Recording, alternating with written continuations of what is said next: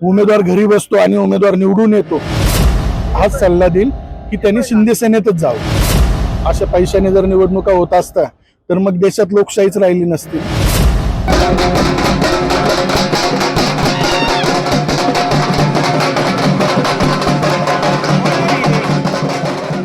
नमस्कार, मी किरण नाईक आणि तुम्ही बघत आहात लोकमत। गोकुळ गीते यांचा 100 पेक्षा जास्त मतांनी या ठिकाणी विजय झाला। दराडेंचा जरी पराभव झाला असला मात्र एक नाव कायम चर्चेत राहिलं ते गणेश गीते।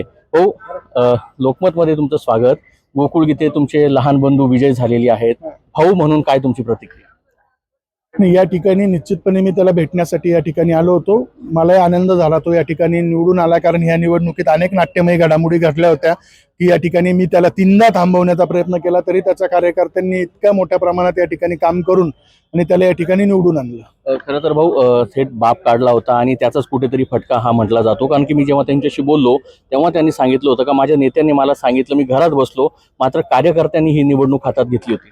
निश्चितपणे त्याच्या कार्यकर्त्यांना या ठिकाणी सॅल्यूटच केला पाहिजे। अशी कधी निवडणूक तुम्ही पण बघितली नसेल इतक्या वर्षाच्या पत्रकारितेमध्ये की उमेदवार घरी बसतो आणि उमेदवार निवडून येतो। म्हणजे जो माणूस कायम लोकांमध्ये असतो त्याला निश्चितपणे लोक न्याय देतात।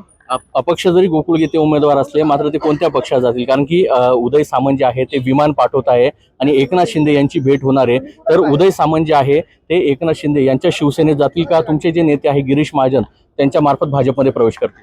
नाही, निश्चितपणे ही जागा शिंदे सेनेची होती आणि मी पण त्याला हाच सल्ला देईल की त्यांनी शिंदे सेनेतच जावं। आणि विरोधकांनी मोठे आरोप केलेले आहे, दगाफटका केला, घात केला, 18 कोटी रुपये घेतल्याचा देखील आरोप केला। त्यांनाच माहिती त्यांनी कोणाला पैसे दिले आणि काय केलं, आणि अशा पैशाने जर निवडणुका होत असता तर मग देशात लोकशाहीच राहिली नसती ना। भारतीय जनता पार्टीचं देखील मोठं मतदान तुम्हाला झालेलं आहे, विशेष करून ग्रामीण भागातलं जे मतदान असेल ते देखील झालेलं आहे, कारण की उद्धव बाळासाहेब ठाकरे सेनेने स्पष्ट केलेलं होतं का आम्ही शिंदे सेनेला मतदान करणार नाही। याचा अर्थ तो सर्व मतदान जे आहे ते गोकुळ गीतेंना मिळालेलं आहे। त्यांच्या प्रती एक भाऊ म्हणून, म्हणजे भाजप नेत्याने एक भाऊ म्हणून तुमची काय भावना असेल? नाही, निश्चितपणे या ठिकाणी मतदारांनी खूप मेहनत घेतली आणि सर्व पक्षीय मतदान गोकुळला झालं, त्यामुळेच तो या ठिकाणी निवडून आला। आणि विरोधकांना काय सांगा?